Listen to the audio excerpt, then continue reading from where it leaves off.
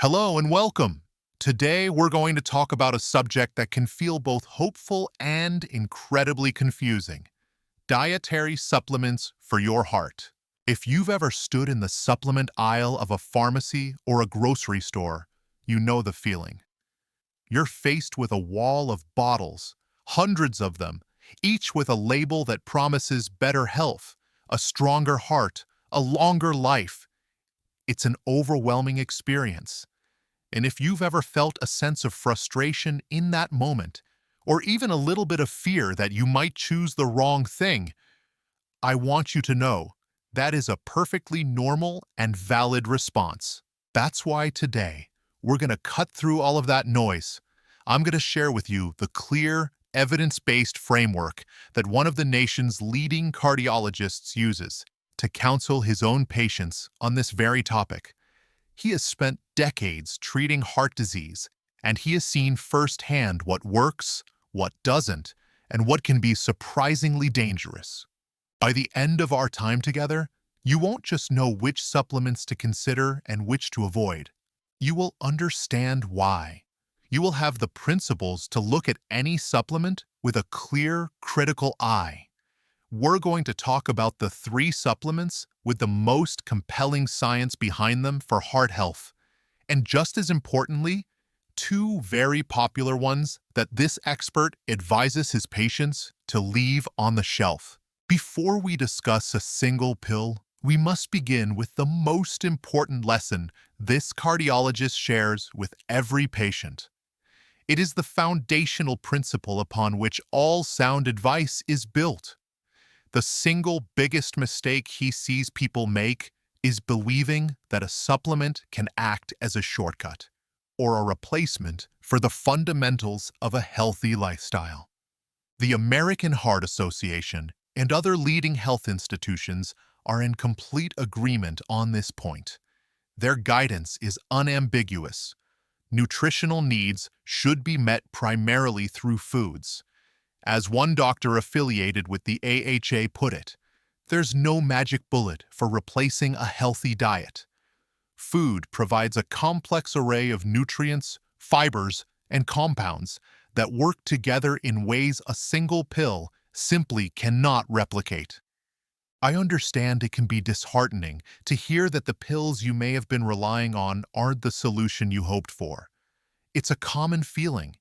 But what I want you to focus on is the power that comes with this knowledge.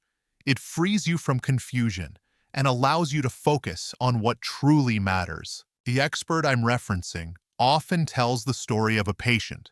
Let's call him Robert, a man in his late 60s. Robert came into his office for the first time with a large bag filled with over a dozen different supplements he was taking for his heart. He was spending hundreds of dollars a month on them.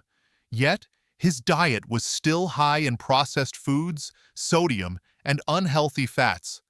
The expert's first prescription wasn't another pill. It was to put the bag of supplements aside and start with the foundational work of nutrition. This food-first principle is not just about effectiveness, it's also about safety. This brings us to the second layer of evidence, the concerning reality of the supplement industry itself. Unlike prescription medications, dietary supplements are not rigorously regulated by the Food and Drug Administration, or FDA. This means there is no guarantee that the product in the bottle is pure, that it contains the ingredients listed, or that it's present at the dose specified on the label. This isn't just a theoretical concern. It has real-world consequences. Take, for example, a popular supplement called Red Yeast Rice, which we will discuss in more detail later. Analyses of commercial red yeast rice products have found that the amount of the active ingredient can vary dramatically from what the label claims. Even more alarmingly, some products have been found to be contaminated with a potentially dangerous toxin called citrinin, which can cause damage to the kidneys. This is why the expert's foundational rule is so critical. Starting with food is not only the most effective path to heart health, it is also by far the safest. Supplements, if they are to be used at all, must be a strategic addition, not the starting point. With that foundational principle established, let's turn to the first supplement that this cardiologist believes has a meaningful, evidence-based role for some people. And it may surprise you.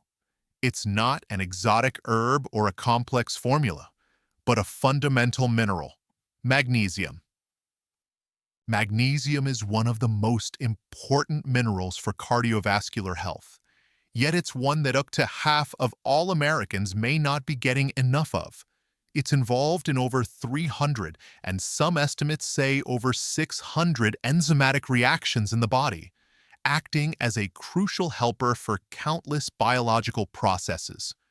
For the heart, the cardiologist explains its role in two simple ways. First, it acts as the heart's calming mineral. Your heart beats because of a complex electrical rhythm.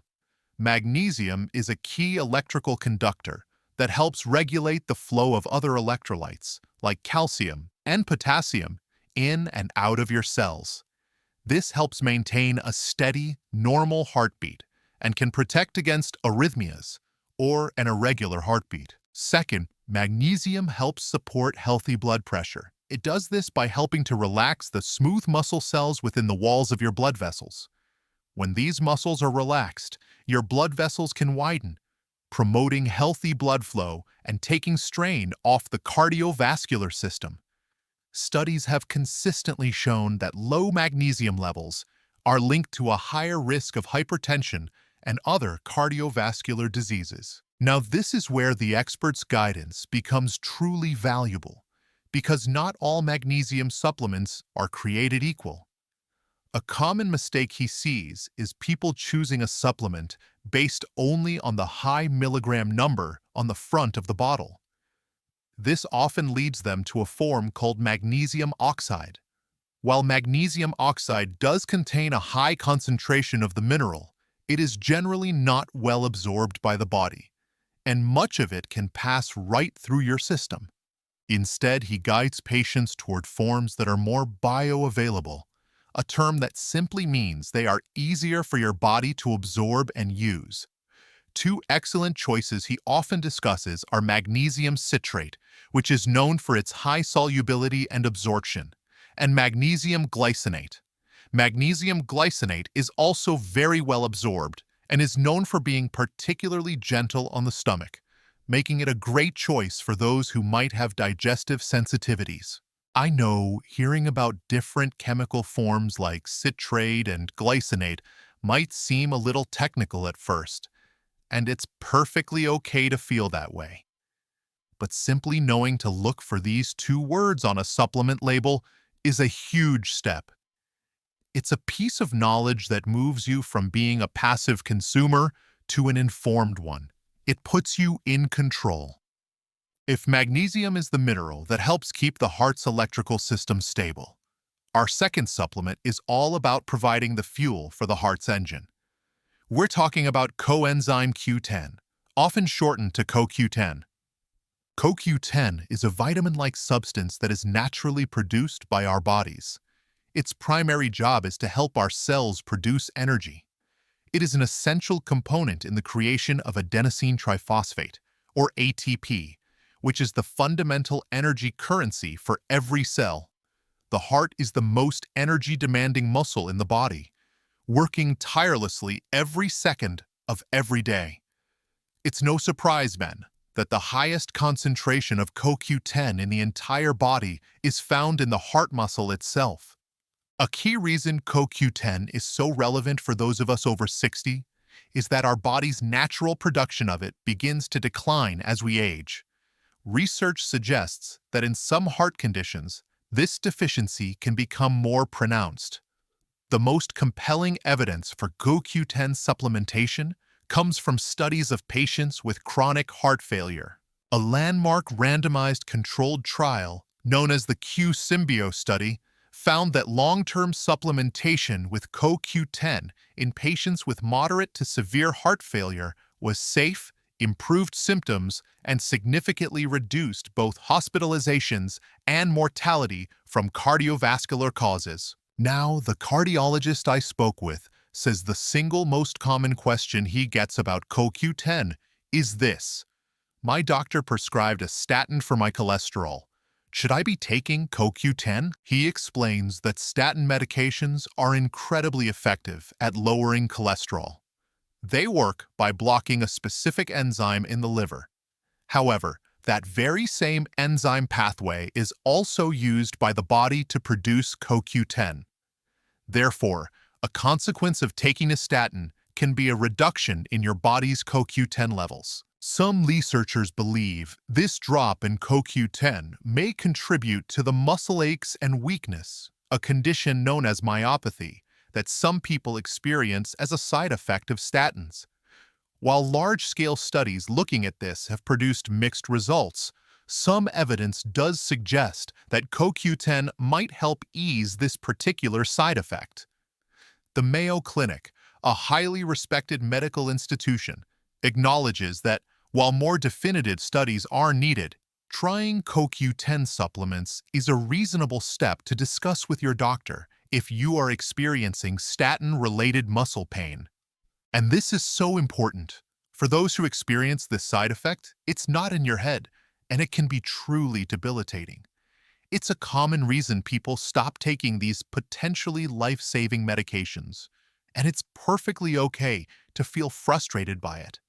So having a conversation with your doctor about a potential supportive measure like CoQ10 is not just reasonable, it's proactive. It's an act of taking charge of your treatment plan in collaboration with your physician. Let's pause here for a moment and see the picture that's forming. We started with the problem of confusion in the supplement aisle. The expert's foundational solution, the bedrock of his advice, is always food first. From that solid ground, we've identified two potential supports for specific situations. First, magnesium to help ensure the heart's structure and electrical rhythm are sound. And second, CoQ10 to help fuel the heart's powerful engine, especially for those with certain conditions or who are experiencing specific medication side effects. It's crucial to see how these are not just two separate ideas, but parts of a system. You can think of it like this. Magnesium helps provide the stable wiring for the heart's electrical grid. CoQ10 provides the power flowing through that grid. One without the other is incomplete.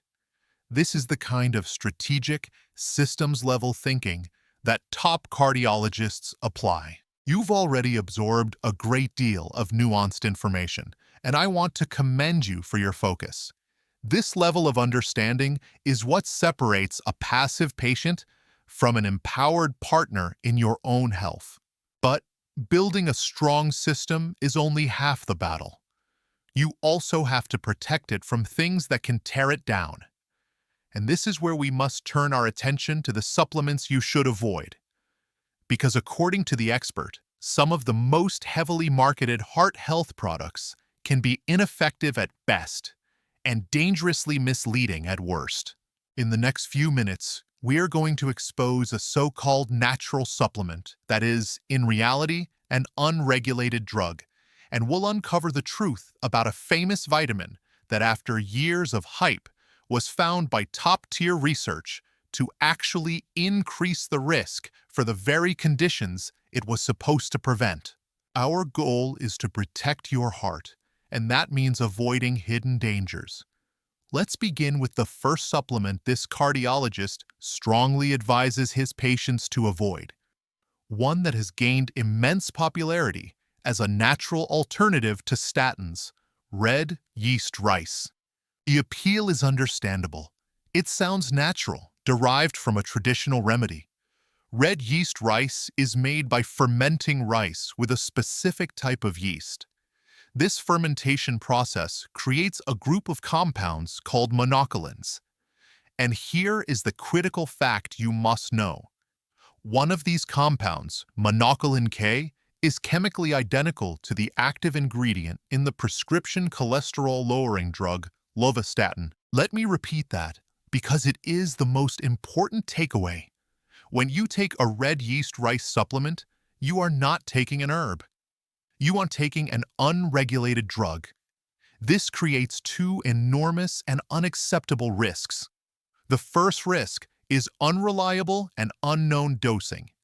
Because it's sold as a supplement and not a regulated drug, the amount of monocolin K can vary wildly from bottle to bottle and brand to brand. Studies analyzing these products have found that some contain almost no active ingredient, making them useless, while others contain dangerously high levels. You, the consumer, have no way of knowing what you are actually getting. This means you could be exposing yourself to the full range of potential statin side effects, such as muscle pain or liver issues, without any medical supervision or quality control. The second risk is even more frightening: contamination. Multiple analyses of commercial red yeast rice products have found that they can be contaminated with a toxin called citrinin, which is a byproduct of the fermentation process. Citrinin is known to cause kidney damage. The second supplement to leave on the shelf is a household name: vitamin E. For decades, vitamin E was promoted as a powerful antioxidant that could protect the heart from damage. Many of us heard this, and many of us believed it. This belief was based on early observational studies, which can suggest a link but cannot prove cause and effect. As the cardiologist explains, science must always seek a higher level of proof. When vitamin E was finally put to the test in large, rigorous, randomized controlled trials, the gold standard of medical evidence, the story completely changed. The results were not just disappointing. Worse, the evidence showed it could actually cause harm.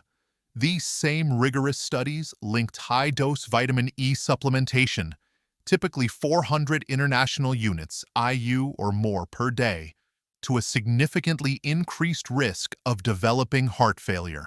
Furthermore, a major meta-analysis from researchers at Johns Hopkins University looked at 19 different trials and came to a stunning conclusion. Taking vitamin E at doses of 400 IU or more was associated with a higher risk of death from any cause. So what can you expect if you decide, after speaking with your doctor, to stop taking a high-dose vitamin E supplement? You can expect to have removed a potential hidden risk from your daily routine.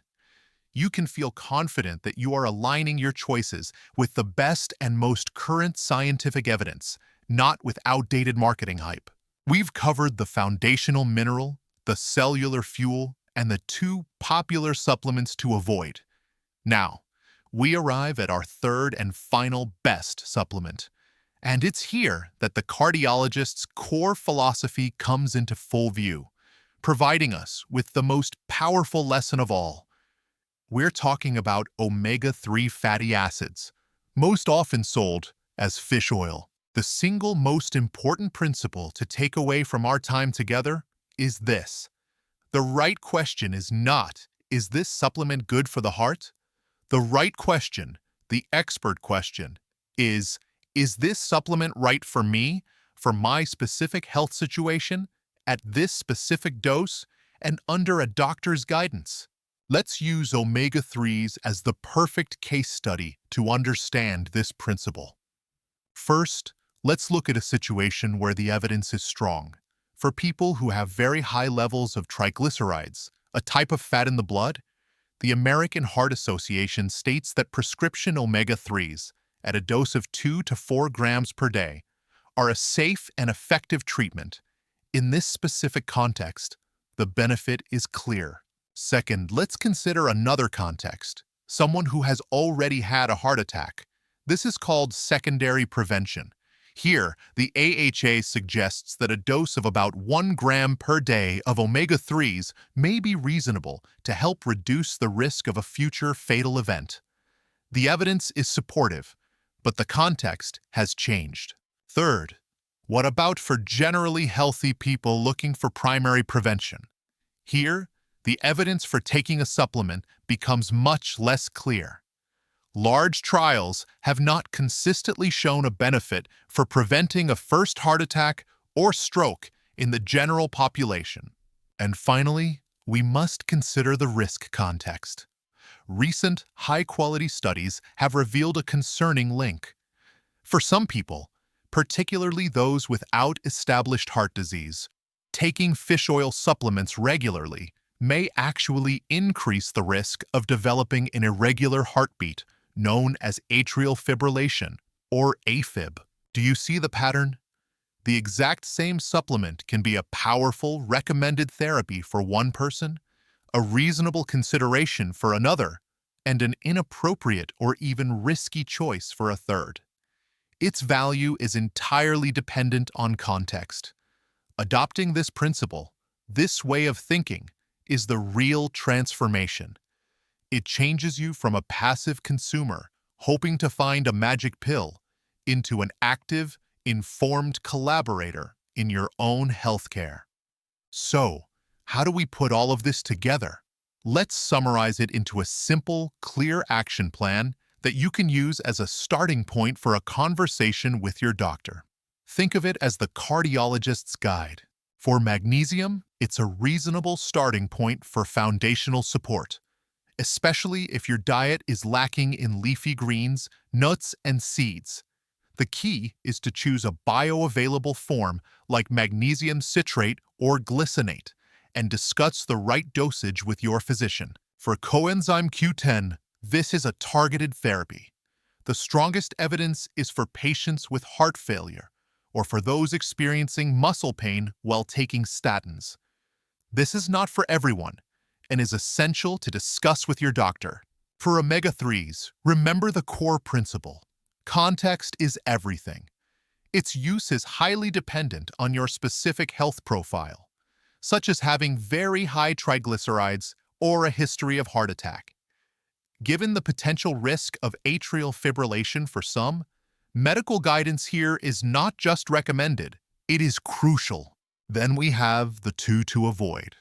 For red yeast rice, the bottom line is clear. Avoid. The risks of an unregulated drug with unknown dosage and potential contamination far outweigh any potential benefits. And for vitamin E, the science is equally clear. Avoid for heart health.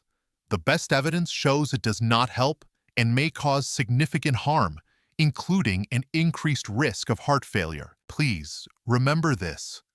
This journey is not about perfection. It's about making small, informed, consistent steps. It's about progress, not purity. Be gentle with yourself. You are taking a powerful step today just by seeking out this knowledge, by choosing to become more informed. You are not alone in this. Thank you for investing this time in your health. It has been a privilege to share this expert guidance with you. Now I'd like to ask for your help in building a community of support right here. In the comments below, please share what has been the most confusing or frustrating part of navigating the world of supplements for you. By sharing your experience, you can help someone else feel less alone on their journey, and we can all learn from one another. Remember, knowledge is the best tool you have to protect your health. Stay curious, stay empowered, and be well. If you found this information valuable, please consider liking this video and sharing it with someone you care about. And be sure to subscribe for more clear, evidence-based health guidance. We'll see you next time.